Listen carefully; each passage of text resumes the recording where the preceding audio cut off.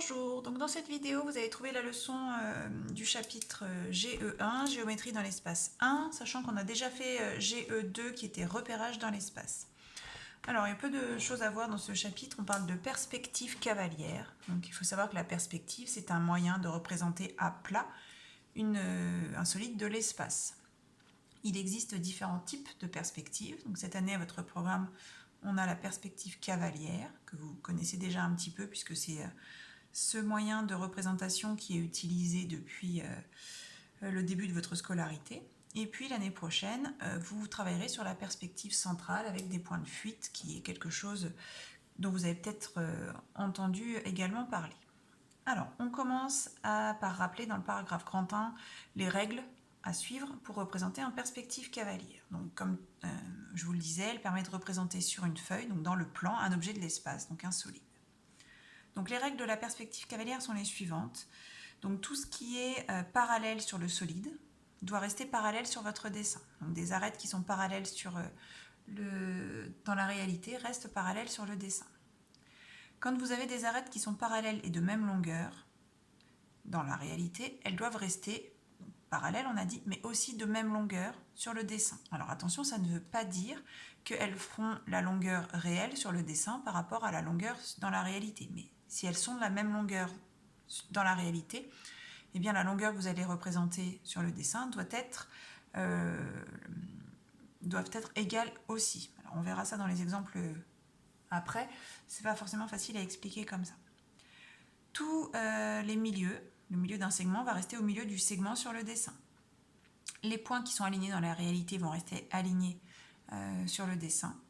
On va représenter les arêtes que l'on voit en trait plein et les arêtes cachées en pointillés.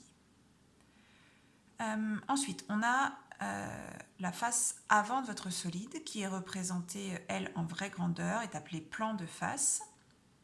Et les arêtes qui ne sont pas parallèles, qui ne sont pas dans le plan de face, ou qui sont perpendiculaires au plan de face, alors ça dépend, c'est pas forcément perpendiculaire, eh bien elles vont être représentées avec un coefficient de réduction, c'est-à-dire elles ne vont pas être représentées en vraie grandeur. Leur longueur dans la réalité va être multipliée par un coefficient de réduction, donc on vous dit souvent 0,5, mais c'est pas du tout une obligation.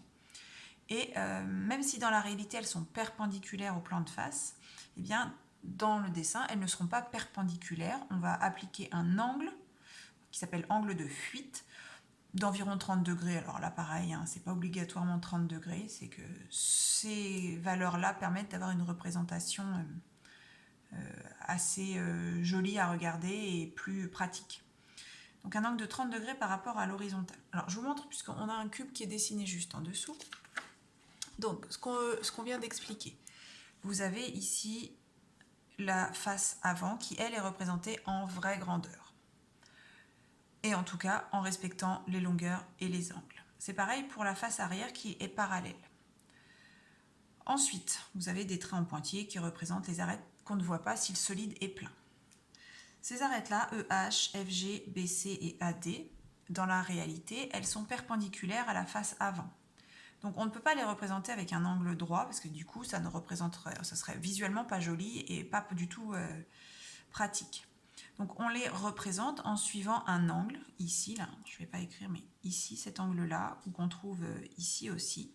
Si je traçais là, ce serait cet angle-là, pareil si je traçais ici, donc par rapport à des droites horizontales. Un angle de 30 degrés, par exemple, qui s'appelle angle de fuite. Donc ça, ce sont les arêtes fuyantes. Dans la réalité, elles ne font pas cette longueur-là. Mais par contre, dans la réalité, cette longueur, cette longueur, cette longueur et cette longueur sont les mêmes. Ça reste le cas sur le dessin. Et elles sont aussi parallèles dans la réalité, puisqu'en fait, là, si on considère que ça, c'est un cube, en haut, on a une face carrée, donc ça et ça, c'est de même longueur. Et c'est parallèle. Et dans le dessin, ça reste parallèle et de même longueur, même si, encore une fois, la longueur ne correspond pas à la longueur de la réalité. Voilà, donc on repasse au-dessus. Donc, premier point méthode, représenter un parallélépipède en perspective cavalière. Donc, pour rappel, un parallélépipède, sous-entendu rectangle, c'est un solide à 6 faces rectangulaires. Donc, on va commencer par tracer un rectangle en vraie grandeur qui va être le rectangle de la face avant. Donc là, je fais les dimensions que je veux. Donc je vais faire 5 par 2, on va dire. Essayer de faire des angles droits, on va faire 2,5. Des angles droits à peu près bons. Donc voilà, ça c'est l'étape verte, tracer un rectangle en vraie grandeur. Ensuite, on vous dit, on va tracer 3 segments parallèles et de même longueur qui vont représenter les arêtes fuyantes. Donc je vais les faire ici, ici et ici. Donc là, vous les faites bien parallèles, bien de même longueur, peu importe la longueur que vous choisissez. Et on va essayer de faire un angle de 30 degrés. Donc 30 degrés, globalement, si je faisais un angle de 90, la moitié, ça ferait 45. Donc un peu moins de la moitié d'un angle droit. Donc on va dire qu'on va faire ça, allez, on va dire comme ça. Donc la première, vous la faites de la longueur que vous voulez.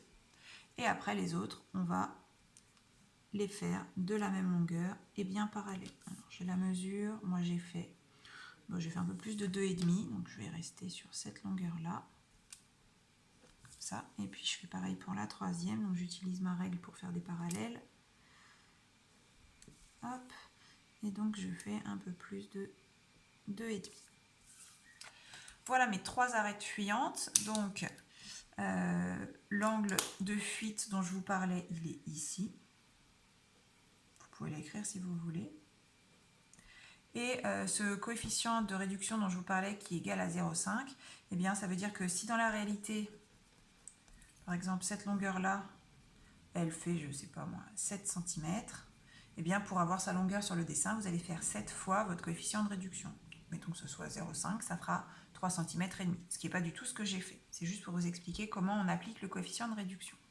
Ça ne s'applique que pour les arêtes fuyantes. Les autres arêtes, dans un parallélépipède rectangle et dans un cube, elles restent de la bonne longueur.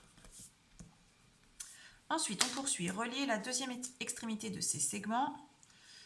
Donc, c'est-à-dire comme ça. Hop.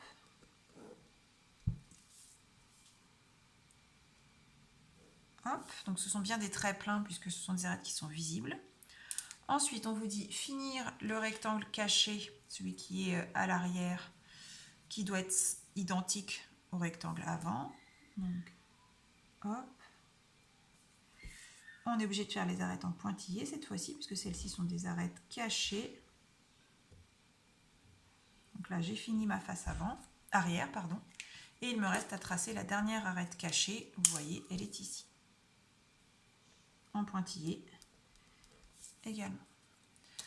Voilà donc comment on trace un parallélépipède rectangle en perspective cavalière. Alors il y a d'autres manières. Vous pourriez aussi dire, je fais le rectangle avant. Identique, je fais le rectangle arrière en prenant bien soin de faire des arêtes en pointillés. Et puis après, je trace mes fuyantes. Cette technique-là que je viens de vous donner brièvement, c'est quand vous avez à faire un dessin vite fait. Par contre, si vous avez à respecter un coefficient de réduction et un angle de fuite, là, vous êtes obligé de faire votre face avant et vos fuyantes ensuite pour les faire de la bonne longueur et du bon angle. Voilà, on va passer au paragraphe suivant qui s'appelle « Projection sur un plan parallèle à une droite ». Je vais vous expliquer de quoi il est question. Alors là, je viens de me rendre compte que vous ne voyez pas le reste. Je vous remontre. Donc, on continue. Donc, on part d'un cube ABCDEFGH et sur la face du dessus, par exemple, donc la face EFG, on a à tracer un triangle. Sauf que comme cette face-là, EFGH, ce n'est pas une face avant, elle est dessinée en perspective, elle n'est pas en vraie grandeur, et du coup, le triangle JKL, il n'est pas en vraie grandeur. Ce qui m'intéresserait, ce serait de savoir le triangle JKL, à quoi il ressemble en vraie grandeur. Et donc, pour ça, il va falloir que l'on fasse ce qu'on appelle une projection sur un plan, en suivant la méthode qui s'appelle technique du rabattement. Donc, on va rabattre, en fait, si on veut, cette face-là sur la face avant, qui, elle, est en vraie grandeur, et du coup, on aura le triangle JKL qui sera rabattu sur la face avant et qui sera lui aussi en vraie grandeur. Du coup, on va, pour illustrer un petit peu, et vous imaginez que la face du dessus, elle va basculer vers la face avant, c'est-à-dire que le point H, hop, on va l'emmener en tournant autour de E sur le point A. Et donc, cette image-là, elle va nous servir puisqu'on va utiliser la diagonale HA. Donc, H, on va le basculer pour qu'il arrive sur A. Ce qui nous permettra d'avoir donc une projection sur une face en vraie grandeur. Alors, commençons avec la deuxième page. Donc, vous allez faire comme moi les figures au fur et à mesure en suivant les étapes qui vous sont indiquées. Alors, du coup, on repart de la même figure et on va, dans un premier temps, essayer de reproduire des triangles comme le triangle HEA, donc rectangle en E, mais à partir du point J, du point K et du point L. Donc il va falloir qu'on fasse des rectangles des triangles qui vont être parallèles, entre guillemets, au triangle EHA. Alors le premier, je vais le faire à partir du point J. Et donc pour ça, je vais tracer des parallèles. Pour tracer des parallèles, il vous faut une droite et une équerre. Donc première étape, on va tracer parallèlement à EH une droite qui passe par J. Donc on place l'équerre sur EH et on fait glisser jusque ça passe par J. Alors je ne vais pas le faire au crayon de papier sinon on ne verra rien. Donc voilà, donc cette droite on peut la nommer D si on veut, mais ce n'est pas forcément indispensable. Ensuite on va s'intéresser au point d'intersection de cette droite avec l'arête autour de laquelle on tourne en fait. Donc celle-ci, on va appeler ce point-là P. Et maintenant, je vais faire la même chose, tracer la parallèle mais à EA, passant par P. Donc là, je me place sur EA, je fais une parallèle qui passe par P, je la trace, celle-ci on l'a nommée D', on peut le faire aussi.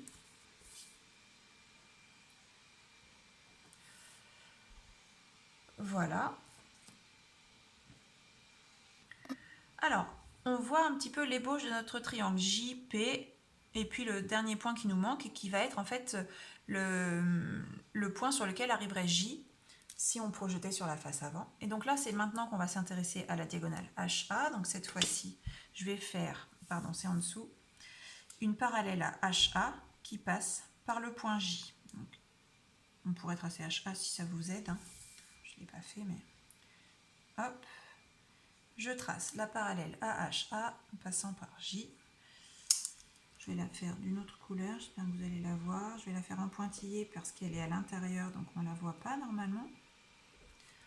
Et du coup, ici, je vais obtenir le point J'. Je vais vous tracer HA quand même, en pointillé pareil.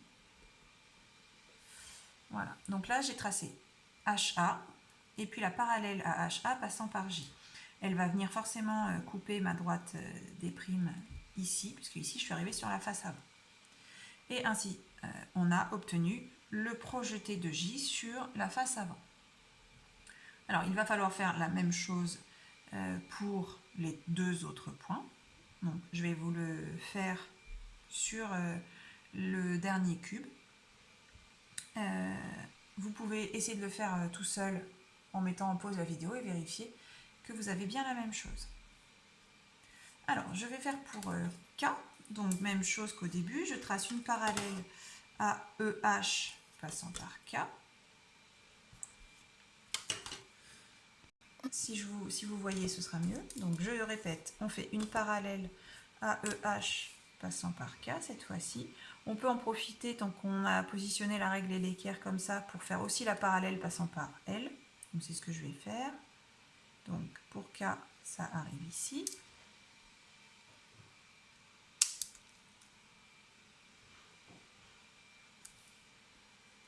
Je fais pour L.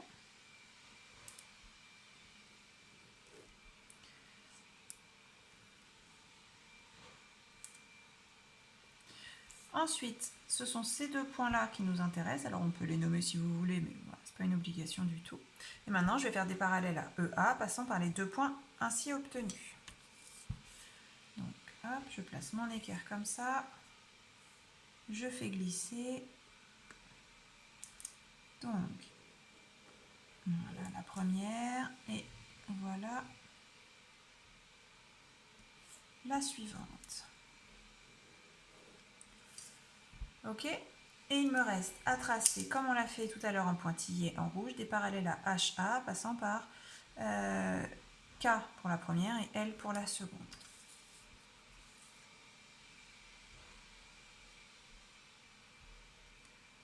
Hop, je suis sur K. Alors évidemment, j'ai pas fait le premier trait assez long, c'est pas grave, on va le prolonger.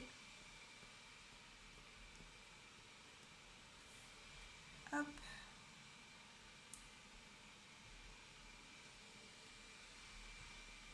Voilà, donc le projeté de L, je l'ai, il est là. Mais il me manque encore le projeté de K puisque j'avais une droite à prolonger. Voilà, donc le projeté de K, il est ici. Et maintenant, je vais pouvoir tracer mon triangle J'K', L', qui est sur la face avant et qui représente le triangle JKL en vraie grandeur.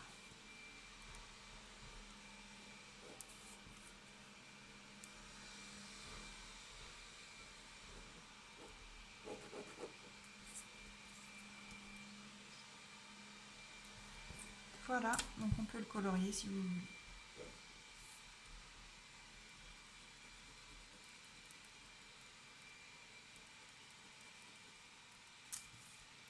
Donc voilà, ce qu'on a fait en fait, pour que vous puissiez visualiser, on a fait pivoter en suivant l'arête EF, la face du dessus vers l'avant. Et donc le triangle JKL, il arrive ici.